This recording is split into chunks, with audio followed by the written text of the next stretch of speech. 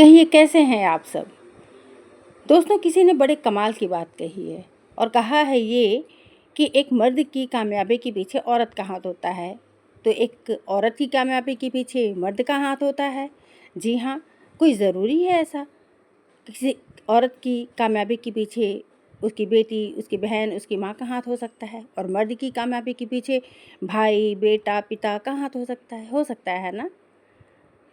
तो देखिए, सुबह मैंने चाय बना लिया है, पी लिया है और ये मटर है, मैंने रात में ही भिगो लिया था और अब इसे मैं उबालने के लिए गैस पर चढ़ा दूँगी और ये मेरा उबल जाएगा तो मैं इसे बना लूँगी और आज छोला और पूड़ी बनाऊँगी। तब तक इधर हस्बैंड चाय पीने के बाद ही फल काटने के काम में लग गए थे और चाय पीने के बाद सब लोग फल खाएँगे और उसके बाद अब छोला पूड़ी का नाश्ता करेंगे। तो छोला पूड़ी आज मैं नाश्ते में बनाऊँगी। तो मसाले तैयार कर लिए हैं और तब तक मेरा छोला भी बॉयल हो चुका था। पहले ही मैंने नमक डाल कर के छोला बॉयल किया था और अब इसको मसाला पीस करके और मसाले के साथ में बस इसको मिला लूँगी, मतलब एक बार बॉयल कर लूँगी। अच्छी तरह से बॉयल हो जाएगा तो ये कंप्लीट हो जाएगा और तब तक आटा लगा लिया अपना और पूड़ियाँ बना लूँगी। तो देखिए, मैं पूड़ियाँ ज़्यादातर ऐसे बनाती हूँ कि मुझे एक-एक पूड़ी बेलना ना बड़ा आलस लगता है। मैं एक-एक पूड़ी मुझे क्या कहूँ कि मतलब लगता है कि बहुत समय लग रहा है मेरा। तो मैं एक बड़ा-सा रोटी जैसा बेल लेती हूँ और देख लेती हूँ कि वो चारों तरफ बराबर है या नहीं। ये देखने के बाद और मैं एक कटोरे से पूरियों को कटिंग कर लेती हूँ। तो मेरी 4-5 पूड़ियाँ इस तरह से एक साथ तैयार हो जाती हैं बेल करके और पूरी गोल की गोल भी रहती हैं। तो अपनी सहूलियत के हिसाब से मैं इस तरह से पूड़ियाँ बेलती हूँ और हर काम देखिए, किचन का हो या अपने घर का हो, ये हर काम हम अपनी सहूलियत के हिसाब से हमें जैसे ठीक लगता है हम उस तरह से करते हैं, क्योंकि हैंडल हमें करना है, हमको सबको एक साथ नाश्ता कराना है, तो किस तरह से हमें सहूलियत होगा तो हम उसी तरह से करते हैं। और जैसा कि मैंने आपको बताया कि मैं पूरियाँ एक साथ मतलब बड़ा-सा बेल करके और उसके बाद कटोरे से कट करती हूँ, तो लगभग मेरी 5 पूरियाँ एक साथ तैयार हो जाती हैं बेल करके और फिर मैं तल लेती हूँ। मतलब हर एक आदमी का नाश्ता, हर एक मेंबर का नाश्ता जो है वो तैयार हो जाता है मेरा ऐसे करके। 5-6 जन है तो 5-6 रोटियाँ बड़ी वाली बेली और तैयार हो गया। तो इसी तरह से सबको नाश्ता करा लिया है और अब आ गई हूँ थोड़ा-सा अपने ब्रेक में मैं बेसिन को साफ़ कर लूँगी।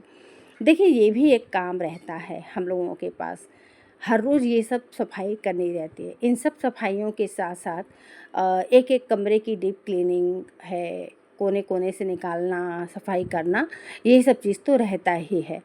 तो अगर 15-20 मिनट हम इस तरह के क्लीनिंग में दे देते हैं और डीप क्लीन जो होता है वो देखिए वो थोड़ा लंबा ही होता है।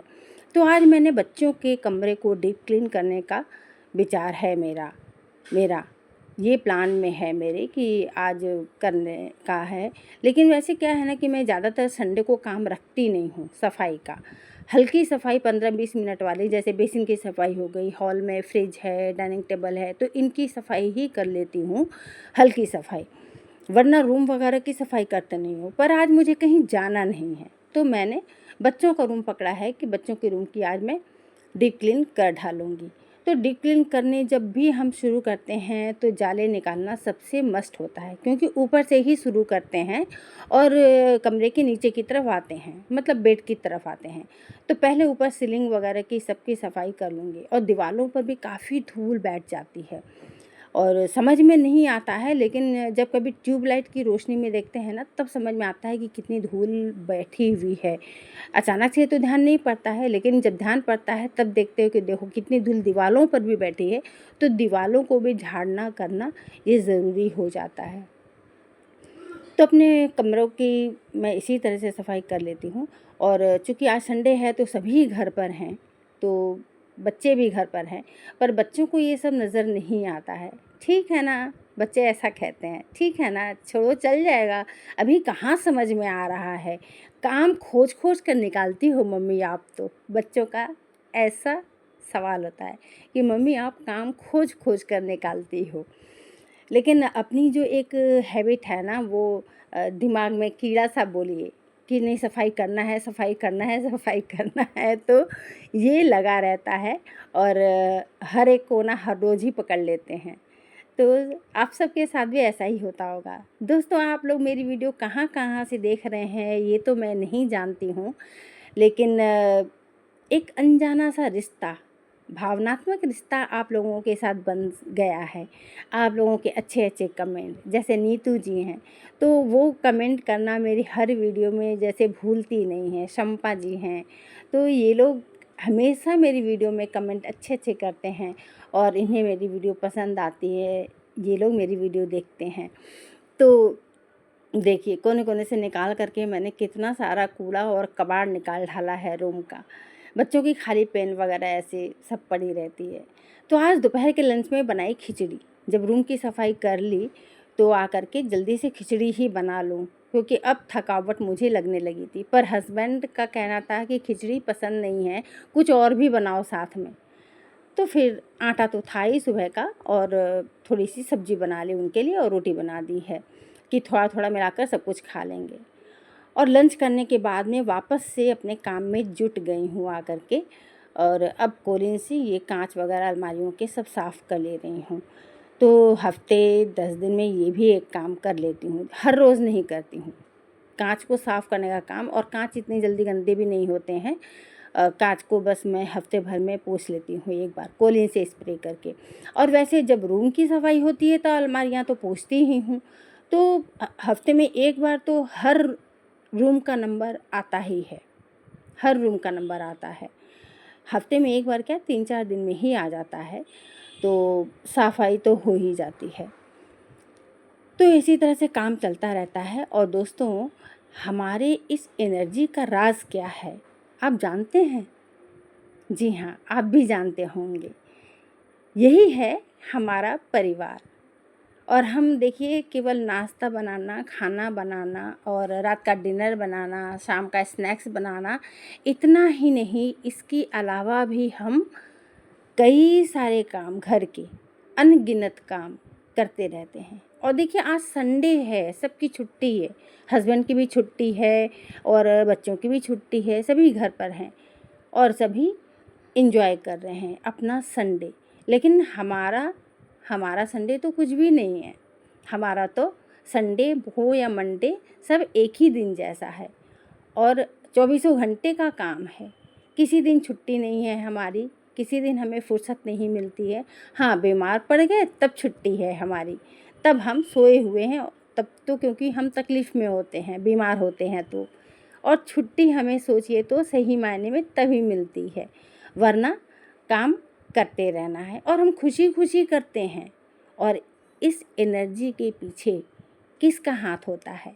हमारी इस एनर्जी के पीछे कि हम इतना काम कर पाते हैं।